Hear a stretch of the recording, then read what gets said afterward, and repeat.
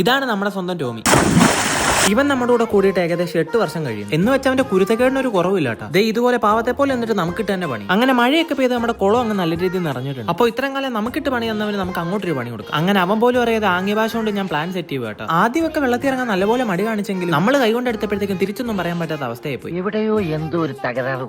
അങ്ങനെ അവനെ പൊക്കിയെടുത്ത് നമ്മൾ കുളത്തിലേക്ക് ഇട്ടിട്ടുണ്ട്. ചെവിയും കണ്ടൂടാ കണ്ണും കണ്ടൂടാ. ശിവനെ ഇത് യാത് ജില്ല. അങ്ങനെ ദേഹമൊക്കെ നല്ല രീതിയിൽ കുടഞ്ഞു കഴിഞ്ഞാൽ അവനെ നമ്മൾ ശരിക്കും കുളിപ്പിക്കാനായിട്ട് പോകാട്ടോ. എന്തായാലും സോപ്പൊക്കെ തേക്കുമ്പോൾ നല്ല രീതിയിൽ തന്നെ നിന്ന് വരാറുണ്ട്. Hello, I am under the water. Please help me.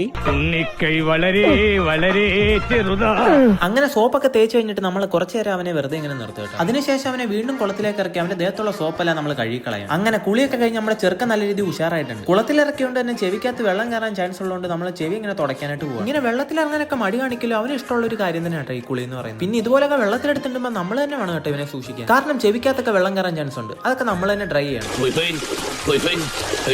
അപ്പൊ അടുത്തൊരു വീഡിയോ കാണാം.